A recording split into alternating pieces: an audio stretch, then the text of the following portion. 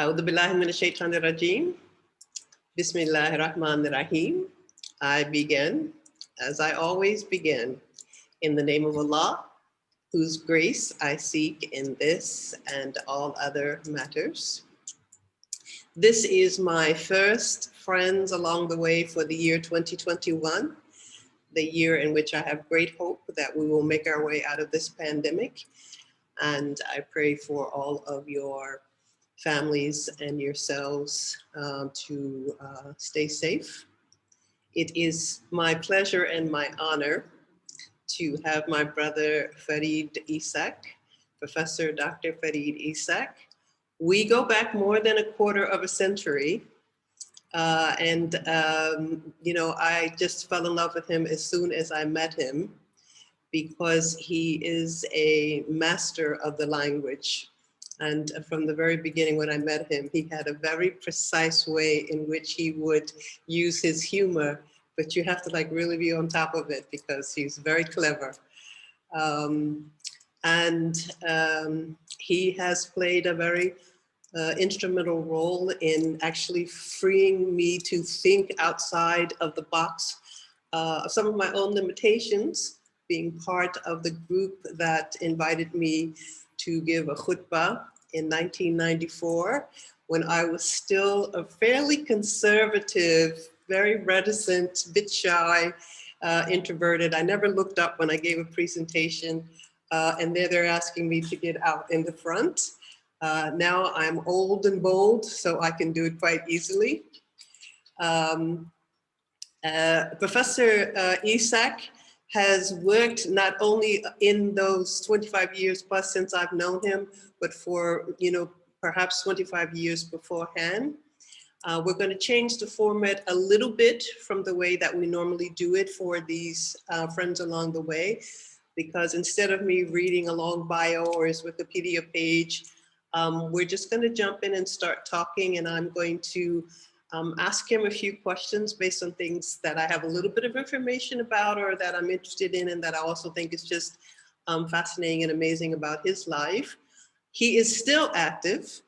In fact, my last question is, when are you thinking about retirement? So you could decide whether or not you want to answer that.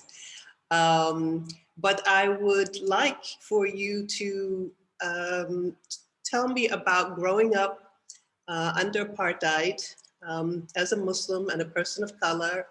And in particular, you have talked about your mother and being one of 5 brothers, what the experience was like and what you learned from that experience that I think has led to some of the sensitivity that you have towards issues of gender and sexuality in Islam. Professor. You're still mute. You've thrown me right into the deep end. And I'm aware that this is going to go public, so I do need to be careful. But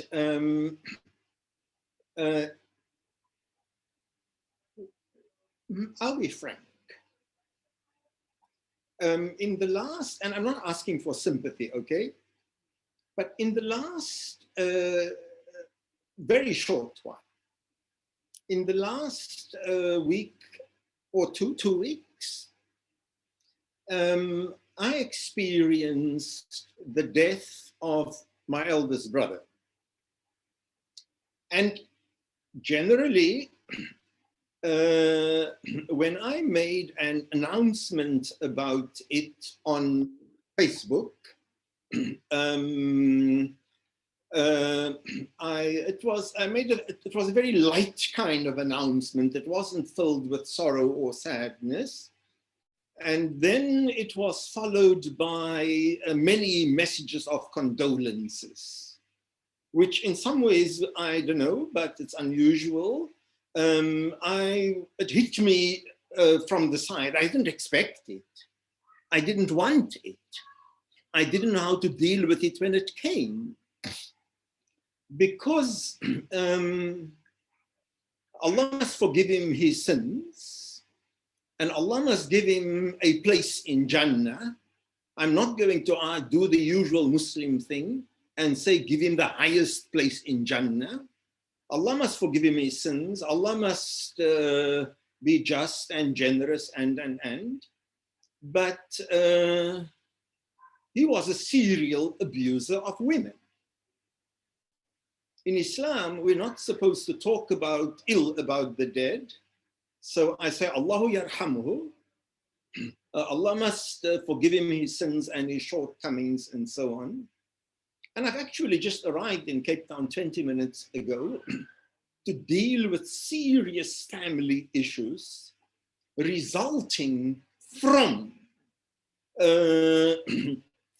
many years of lying or dying that his wife and child and grandchildren have experienced at his hands.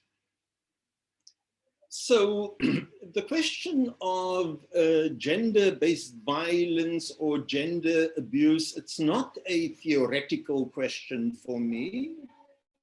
And in fact, I'm really talking out of the house now, but I asked my sister-in-law some time ago to tell me something good about him. And she said two things. The one is,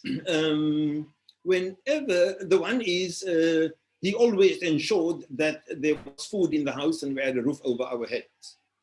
And the second one is, he always brought flowers on Monday evening because he was away with other women from Friday evening. And then she laughed about it. So I don't want to go more into any of the personal details of this, but of course it raises, and so, I mean, I am the senior person in our family, despite being the youngest in age. And so, of course, I managed well with people coming under COVID and family and the funeral and so on. But I had difficulty. I did not shed a single tear. And people thought I was being courageous, blah, blah, blah, and all of that. I continued to maintain what we call silatul arham, the family connections and so on. But I went through doing my family duties, okay? And I am here now for 2-3 days to pay attention to some of the very serious fallouts that that goes with the demise of a tyrant and all. Okay. So, and the one interesting thing, I think it's very interesting for the Me Too movement also.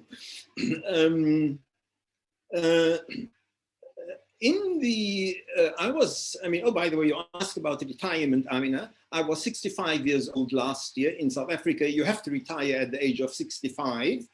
So I had to retire from my job in the Department of Religion Studies at the University of Johannesburg. And they just relocated me to the Johannesburg Institute of Advanced Studies, where I am now located and doing all my postgraduate supervision and work from there. So I've shifted offices, but I'm still based at the same university and I'm on contract. But so there is no kind of real retirement for me. But to come back to the question that I said in relation to the other issue of gender, the one remarkable thing about this brother, now bear in mind, I'm talking about the late 50s and I'm talking about the early 60s, where apartheid was at its height. And communities such as mine, the colored community, we lived off on our own, sealed away from the Black African community and from the white community. We only go into the cities to go and work. And the Western Cape, the southernmost province where I come from, was a colored labor preferential area where Black people in theory weren't allowed to work also. So, but there were 2 Black communities here, but they comprised only of males because only male labor was required in the cities. And the general experience of a person of my background, quote unquote, mulatto or colored, was that we would never encounter black people. The only black people that we encounter was as the milk person or as the boogeyman. You've got to come in at Maghrib, at sunset, because the booty is going to catch you. And the booty was a black person.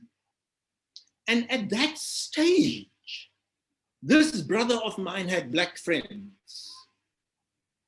And he played soccer in a black neighborhood. And he came home with those black friends.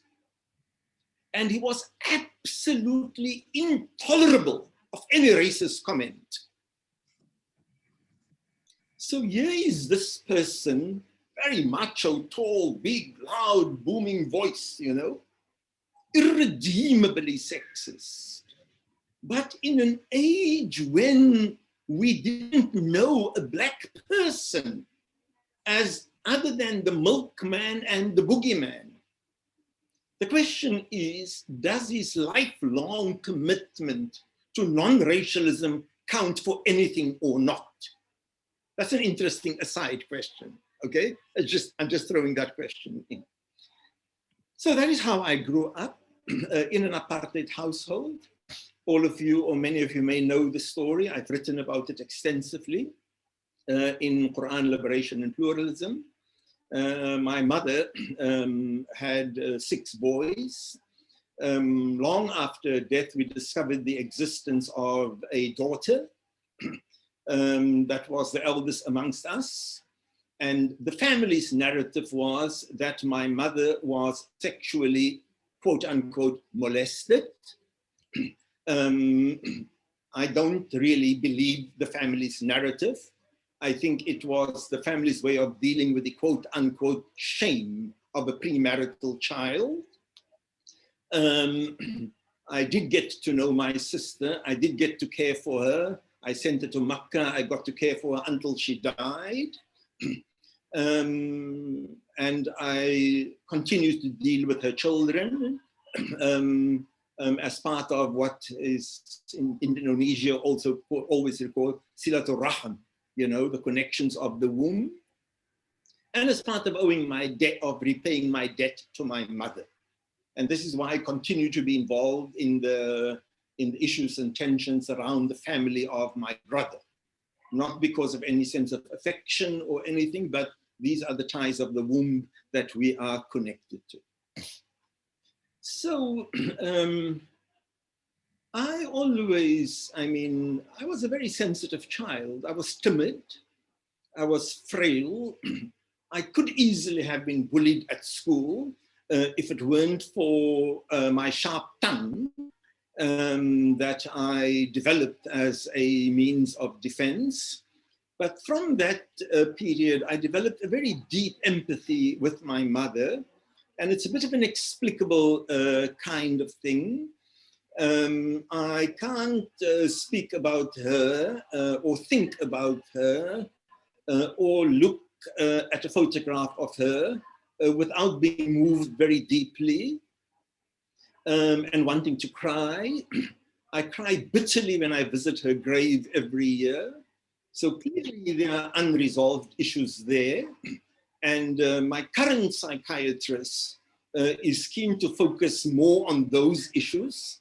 And until now, I have refused to deal with it as an issue of trauma. I have embraced it. I really feel that she died yesterday. I have embraced this longing, this vulnerability. I heard your talk with Michael Muhammad Knight, wherein you spoke about Muhammad the vulnerable. And I really enjoyed that part of things. So I embrace my vulnerability. I think my ability to cry and to be bereft and to feel the death of my mother. But I think my psychiatrists think that there are serious traumatic issues that I need to work through. We haven't gotten there yet. She's my latest psychiatrist, by the way. She's very good. I mean, she's doing very, very well. But that's where my kind of just seeing this woman being the subject of the reign of 6 sultans.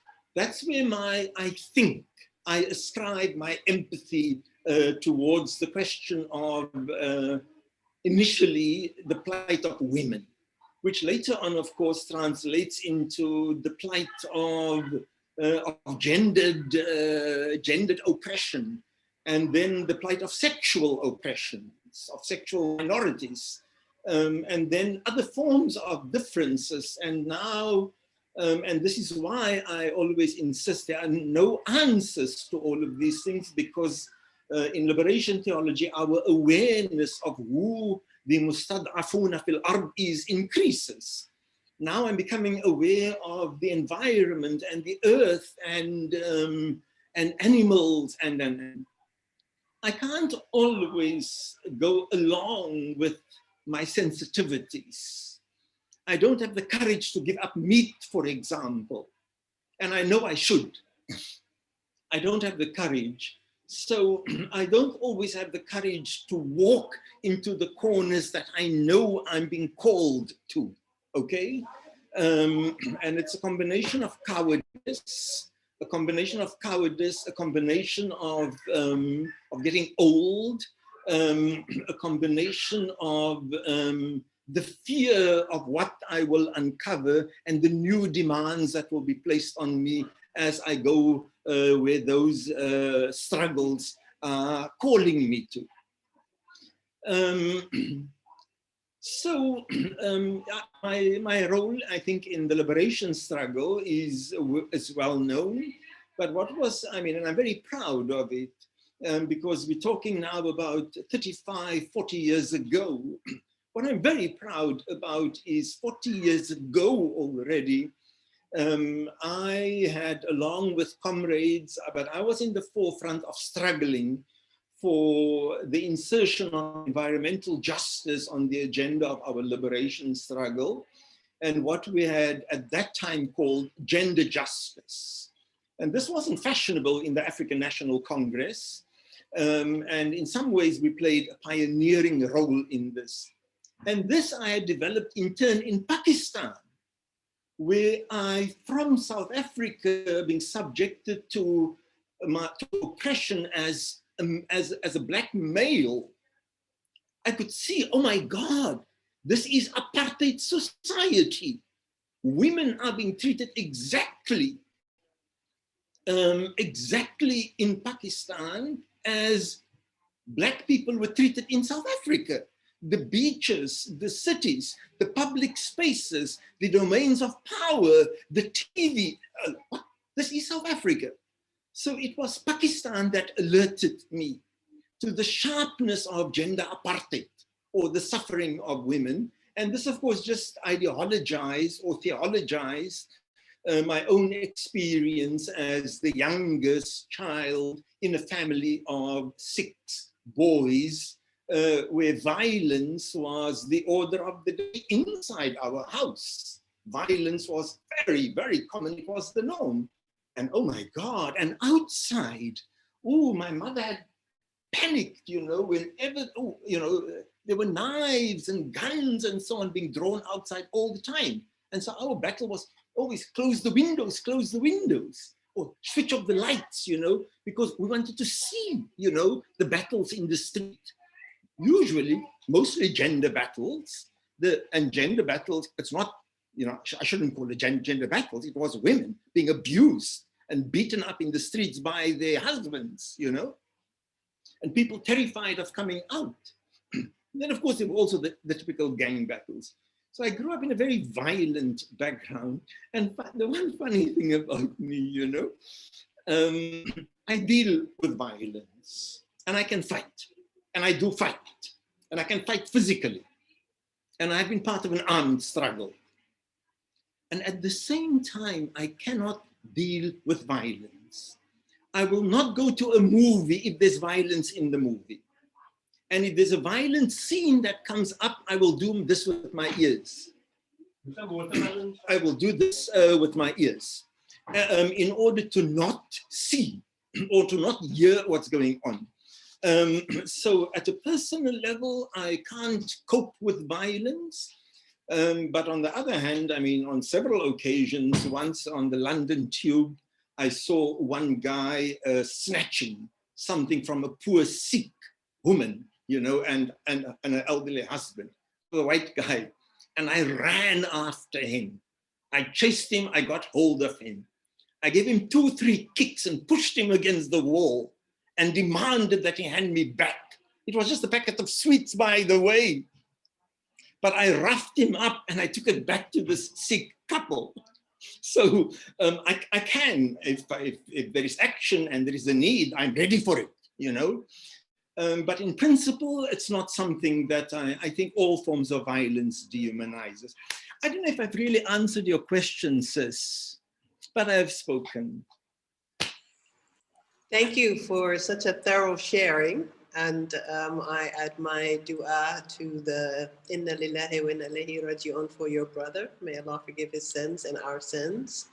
I appreciate that the struggle to reconcile our own life course for many of us has communicated to the things that we do with our scholarship and our activism. So maybe you needed a rough childhood in order to become such an amazing man. I'm curious, you mentioned Pakistan. I'm curious about the general motivation that took you to the madrasa, and when you were there, what was the experience like? You were there, I think, 8 years, something like that. What was the experience like, and how did it transform you in terms of where you are now and what you think? I mean, what exactly was the benefit, and what exactly was the challenge that you felt that you needed to address with the rest of your life? Okay, 2 slight diversions before I answer your question. Annie Zonneveld, you have a really nice picture for your Zoom, this things, kind of smiling, kind of challenging, kind of watching, pleasant. I just wanted to say that. Margarita, of course, I can see you, and all the others, I can just see you guys. But I think Annie is one with a picture there. Okay. Amina, and so that was my first diversion. My second diversion is I'm not going to let you get away with this idea that, oh, maybe you had to go through all this stuff, you know, in order to end up where you are. Some years ago, I was still at school.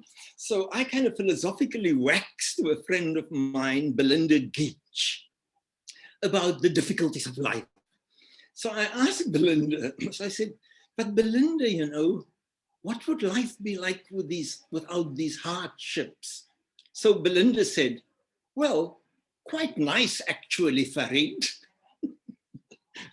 Okay, so I would happily have done without all of this, these hardships in my life. Amina, Pakistan was a brutal place. Pakistan was brutal, it was ruthless, it was harsh, it was dehumanizing, it was violent. And it was seriously damaging, my madrasa experience. I was in a really, I was in a Deobandi Darul Uloom that also produced, as some of you may know, the leadership of the Taliban. And it was a physically and mentally violent space. If you didn't memorize your lessons, you were beaten up. I was saved. I was a foreigner, and foreigners normally mean money. And the South Africans at that particular madrasa were a particularly moneyed crowd, not the few of us who came from Cape Town. But in general, the language of the Darul Uloom was violence. I spent 4.5 years there. And I learned a lot. I learned a huge amount of the classical tradition, and I'm deeply grateful for all that I learned. I spent another 1.5 years at a Barelvi madrasa, which is the ideological opponents of the Deobandis. There, the environment was much more pleasant. It was a much more loving environment. They didn't use punishment, their physical punishment. But praise be to my lecturers there, I learned pretty little there. And then I graduated from there, and then I spent 2 years at another Dar al-Ulum of the Ahl al-Hadith, the people who don't follow any madhab. And there I did takhassus fi ulum al-Quran. I specialized in Quranic studies. So my traditional learning was fairly solid. I was very broken as a person. I was desperately lonely. I was a misfit. I survived all of this through a combination of cunning and courage, and with the support of a Christian group, the Christian Students Movement, later the Breakthrough Group. And they were working on liberation theology, and they were the ones who carried me through in my surviving my, my Islamic traditional journey. I didn't have an option of coming home, because in the township where I come from, nobody in their lives get an opportunity to go overseas. And so, you know, it's not like you can just go back home. I mean, do you know how much has been placed on you? And so, yeah, that was 8 years in Pakistan. I did come home after 6 years. And after a stay of 2 months in Cape Town, I returned for my last 2 years. I learned a lot, alhamdulillah. I could have learned all of that in a much shorter period, I think, because it's just the terrible system of learning that they have. I'm deeply grateful to Pakistan for what it has given me. Pakistan, in some ways, is my other womb. Brother Norman, who passed away, and somebody, Allahu Yarhamu, and somebody who I've got great memories of, a Christian brother in the LaSalle order, often speaks about Pakistan as my second womb. And so I'm very grateful for what I learned. And I did think it set the future path for my trajectory as a liberation theologian, with a deep concern for the oppression of Christians in Muslim society, for what is happening to women in Muslim society.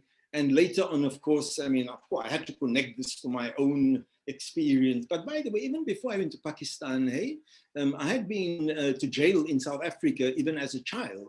I was jailed by the security police when I was about 15 years old for mobilizing against apartheid. So even during my school days, I had quite a reputation as an activist. But I came back, and I'm grateful for Pakistan. But whenever I go back there, usually once a year, I go to exorcise demons. I go to deal with my pain, with my unresolved wounds. Yeah, when I sit at the grave of, say, Maulana Banuri Marhoom, the great founder of this one institute and the great muhaddith. And when I walk through the things of the Darul Uloom, and I go to exorcise demons. I think I spent my whole life exorcising demons, by the way. It's kind of amazing how I can give the impression of exorcising other people's demons. Yeah, I wasn't trying to say that we must go through struggles. What I was trying to say is that when we transform the struggles that we went through personally into our life trajectory, into our ethics, into our care for others and for the university, then I think that somehow we're sort of shaped by those experiences, but we're not broken by them. And instead, we transform them. So that's kind of what I mean, that the things that you've had to deal with have shaped your theology and have had an impact on the kinds of activism that you continue to do. In that respect, I'm curious about what I picture as sort of your imperialist, colonialist Western experience, not only in terms of your advanced degrees in the West, but also because you spent quite a bit of time as a professor at Harvard and in Virginia, at other places in the US. So think about it this way. At a certain point, you came back home and you settled in Johannesburg. And all of the last few times that I've seen you has been, really as a guest in your house. I love your guest room, by the way. And you not only have settled, but there is a tremendous amount of love and respect from your students. And they're just amazing people, and they've organized some amazing events. But somehow it seemed to me that there was a period of time where you kind of gravitated towards maybe the idea of academia from the West. And I want to understand a little bit about what that experience was like, and then what it was like to come back to South Africa and settle in, because in my impression of you, you have been much more content to be in your own South Africa as a scholar, activist, etc. Yes. So after I completed my PhD and my in Germany they call it habilitation, kind of nearly finished that. Came back to South Africa. I was lecturing at the University of the Western Cape, and then I served, of course, for 5 years as a commissioner for gender equality. And it was after that I wanted to toy with the idea of academia more properly. So then I had this 8-year sojourn in the United States. Now, Sayyid Qutb, of course, from the Muslim Brotherhood, he writes about his experience in the United States, and now the US has this program where they invite people from other parts of the country to come to the United States and see how democracy works, or they send people from there to South Africa to come and tell us about how wonderful Muslims are. Okay. But Sayyid Qutb came back from the US, completely turned against, and he became well, for want of a better word, a violent fundamentalist. Okay. So for a long time, as an activist in the ANC, I had often gone to the United States, but I never liked the place, to be honest, and with due respect to other people who may be from the US or be based in the US. I never liked the place.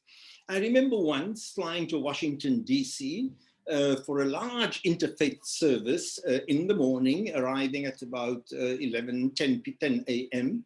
and flying out that night again at 5 p.m.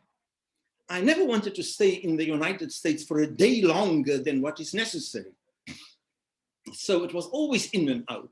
And throughout my stay there, by the way, I organized my courses always in such a way that on the last day of the term, students get their results and have time to question their results, so that I could leave on the last day of term, and I always returned only on the first day of term. So the US was never a place that I particularly liked, okay? On the contrary, in my years of being there, I left there with a much deeper and a profound disdain for the United States as a country, for the politics of the United States, for what I saw as the dominant ethos, the exceptionalism of people. And the more frightening thing that I thought was how ordinary kind of dispossessed people had also embodied this.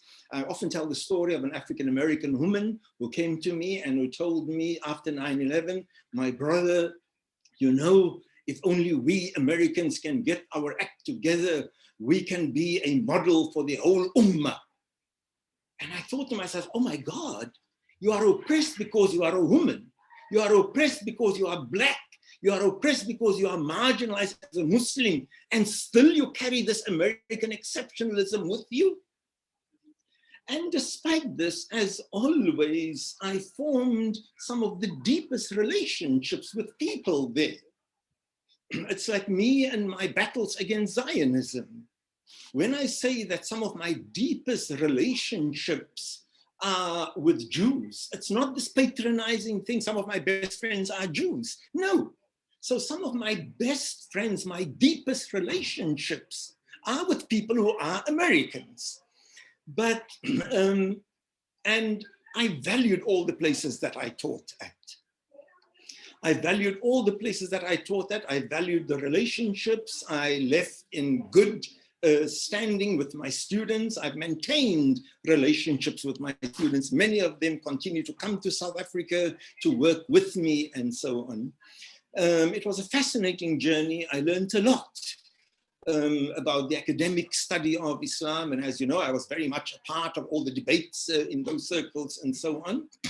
But the one thing, I mean, let me be honest and even say that even the rise of Islam in the United States worries me. Because I kind of just dread, you know, how all pervading this US exceptionalism is. I mean, like, you know, people say, oh, only in America, only in, it's not true. You come to South Africa and you see we have much better in everything that one they have to offer Islam. You go to Denmark, you go to Sweden, you see human rights and so on for Muslims, much better. So this lie of only in America. So that's the one thing. The other thing that I'll be honest with you that troubles me, Amina, is how the international contemporary Islam agenda is being shaped by US urgencies. So if the United States determined that this is an urgency now, then it becomes an urgency for the whole world. In South Africa, we're dealing with COVID, and we're dealing with now at the moment access to vaccines. And the whole country is behind the government. We don't have this kind of anti-mask movement or okay, but poverty. So, I mean, contemporary Islam in America, for example, wouldn't privilege the question of poverty in Islam, class in Islam, anti-imperial struggles in Islam. Whatever is the fashion in the day in the United, I mean, you know, you can't get a book published by a serious publisher if it's not going to sell in the United States. So I have my resentments over this, and on the one hand, and on the other hand, I have my deep relationships with many of you, including yourself, Amina, and many other colleagues and friends that we have in common, and I continue to be inspired and enriched by their work.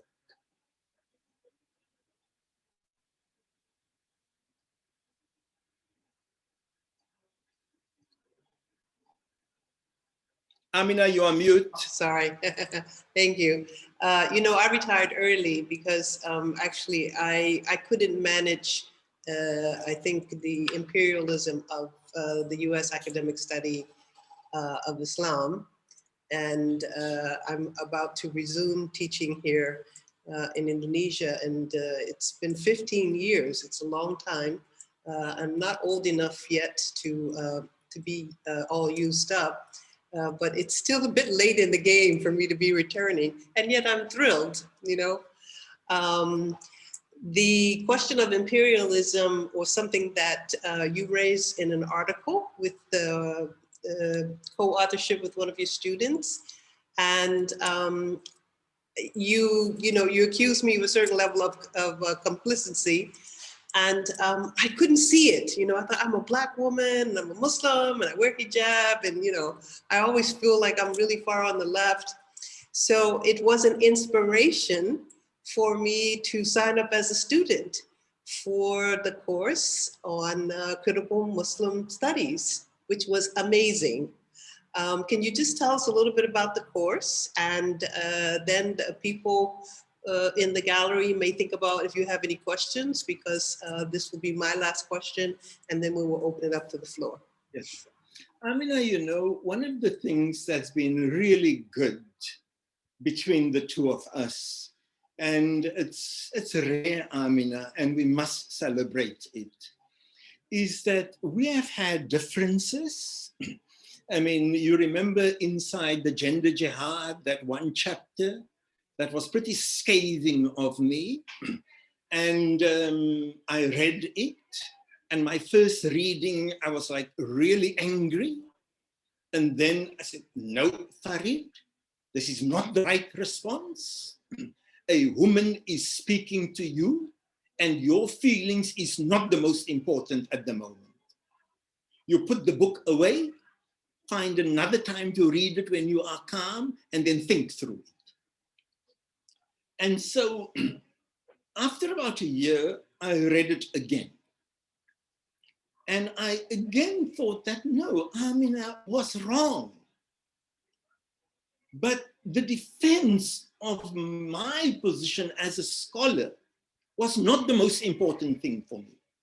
The things that she has to say in here may not be true for me, but it is applicable to the vast majority of male scholars. And therefore I must keep quiet. And so I kept quiet.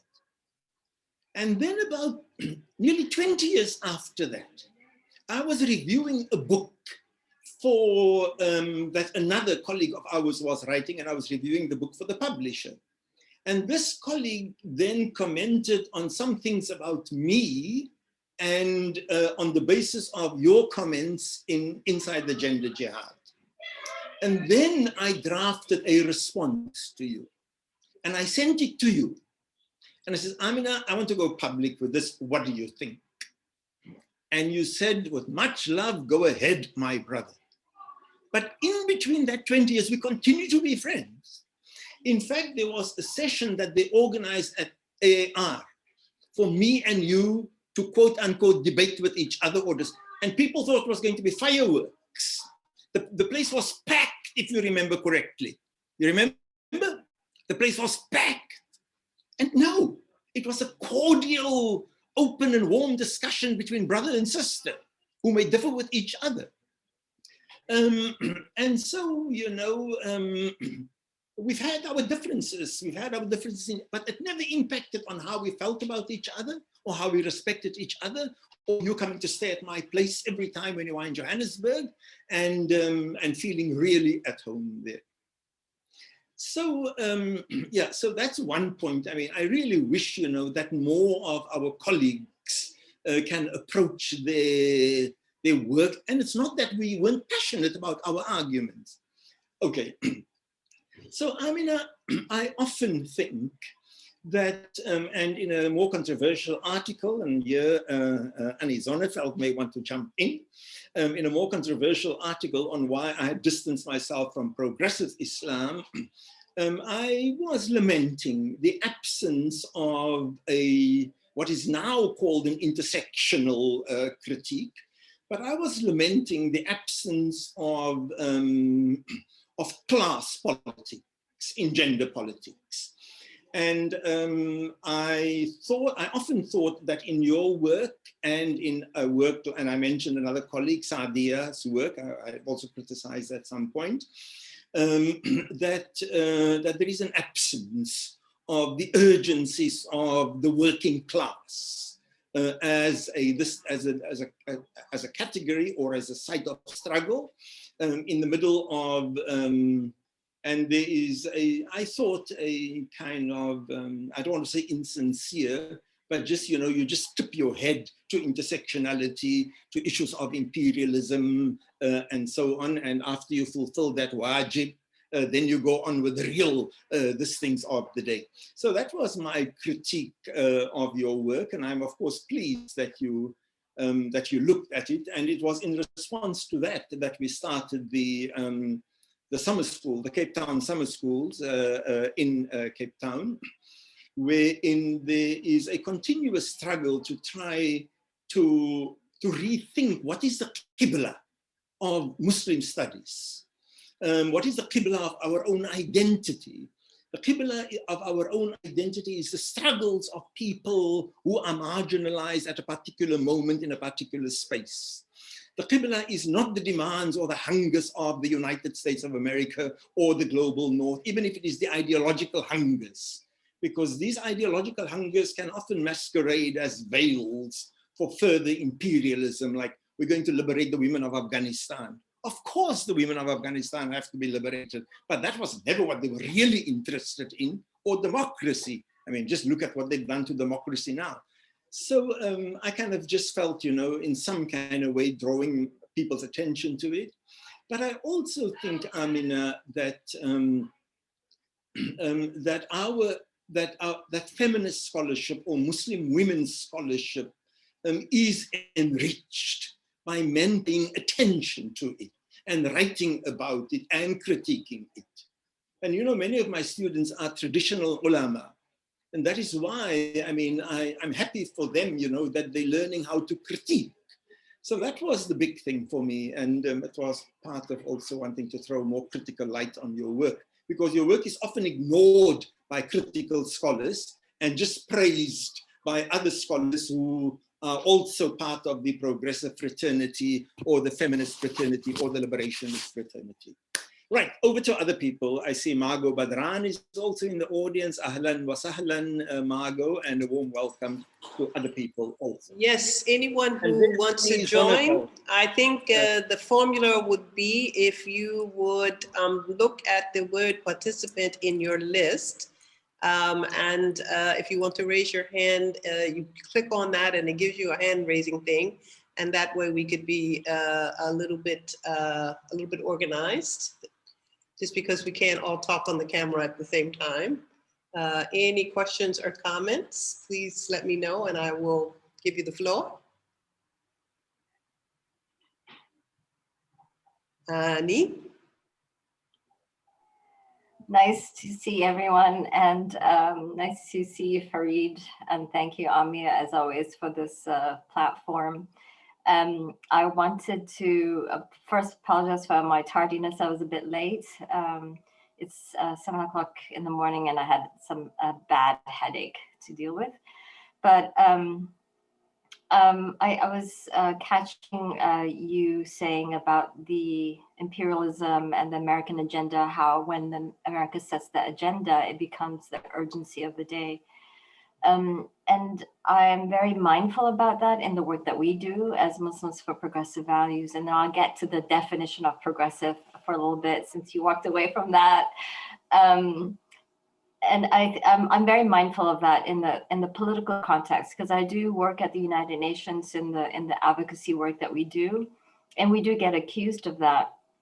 And I think it is unfortunate because if you're going to allow the American agenda to color the prism from which you see everyone's work, it does injustice to those people that are actually doing the work for the good of humanity, regardless of who that humanity is.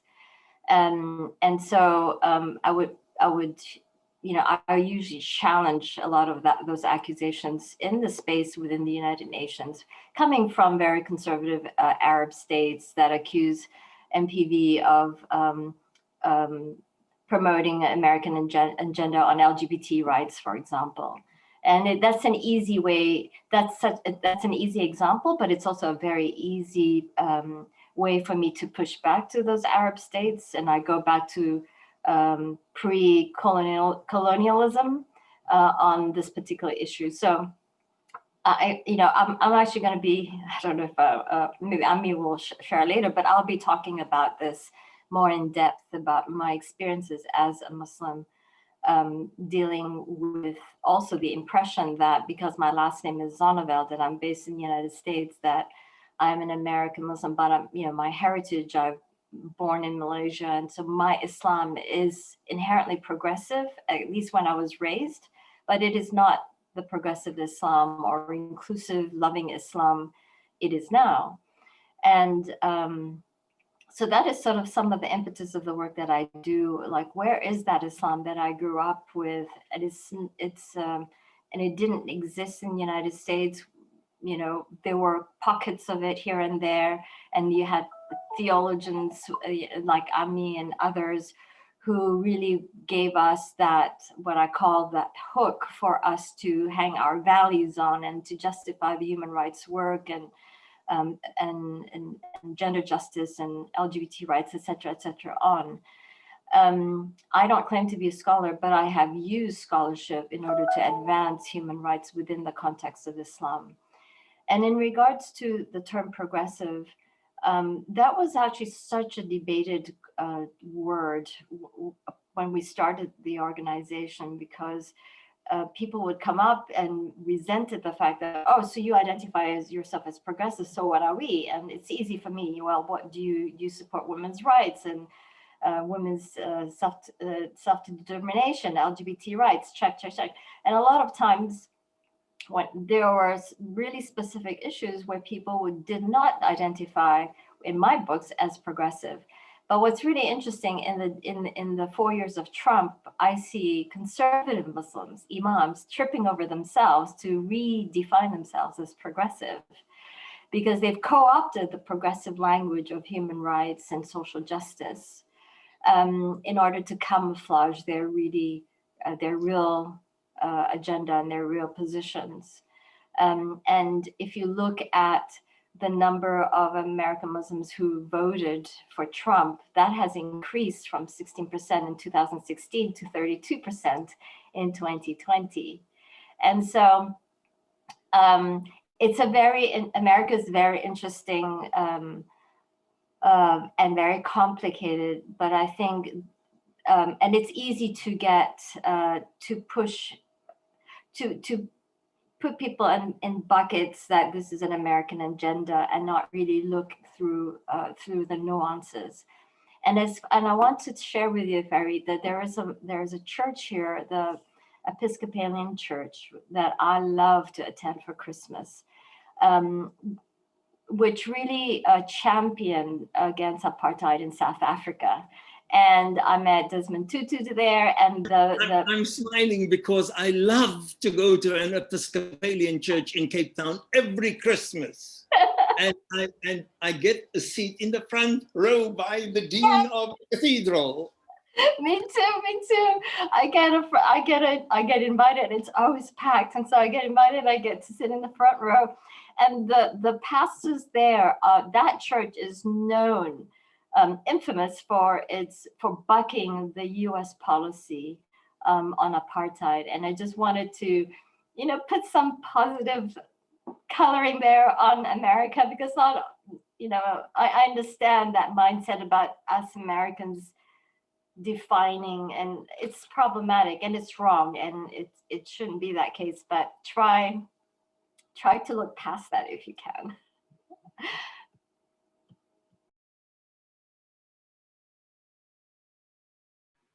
Farid, do you want to respond, please? Yes. I just want to say, Annie, that thank you very much for your intervention. You are one of the names on my negative list in my head,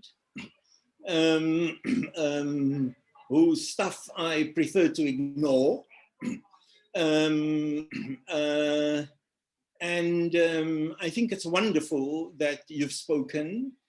And in your speaking, I want to apologize to you for just putting you without any encounter with you, for throwing you onto a negative bunch, into my negative bucket. I hope that we get a chance to talk to each other personally.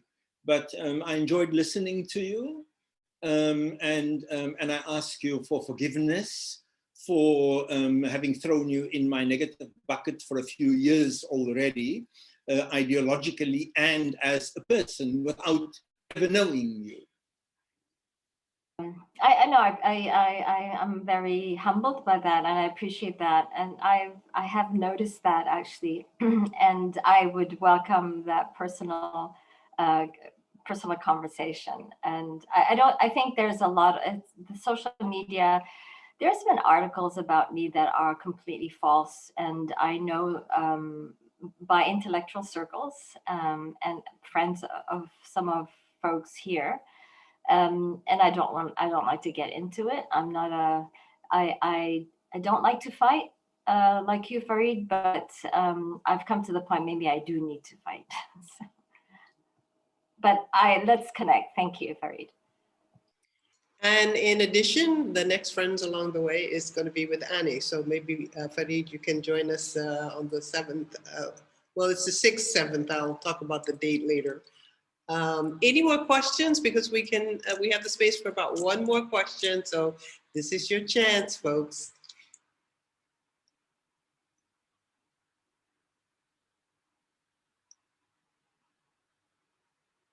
No? All right. Margarita, You're depending on personal access to me, hey? You have to wait very long.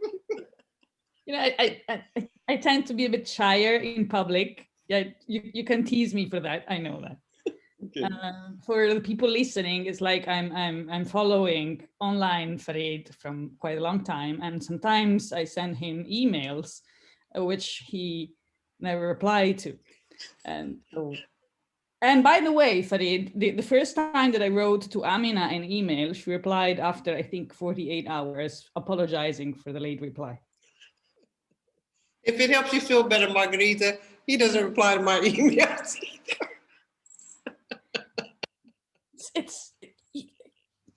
Margarita, can I make some gender comments about that? You know, Margarita, difference about a woman rock star and a male rock star. Hey, Margarita, in the next week we will have a Zoom meeting, okay? I promise you, my darling, okay? Okay, that is, you know, one of the questions I don't want to ask in public, the one about progressive, like position, we can talk about progressive Islam and critical traditionalism, what about that? But I realized that I didn't read your article. That's it. No, I have one question actually, and it's about the term gender jihad. I know you both talked about it, and it's unclear to me who, if there is a who, came up first with the concept, or if, you know, really, I can't find the starting point of this expression. Is there one, or it came out from a group, or in a specific occasion? It's like in a personal conversation and then someone else used it. I'm curious about that. Well, Naeem Jinnah has indicated that it came from me. I think that more correctly, it comes from conversations or interactions between me and Shamima. And so somewhere between me and Shamima, we started speaking about the gender jihad. But I'm not going to claim it for myself, but I know the first time that it was used was between me and Shamima. Okay, thank you. And I reference my South African colleagues for the choice of the title of my book. The fact that it made it to the title of the book and then seems to eclipse where it came from does not keep me from having made that specific reference in the book.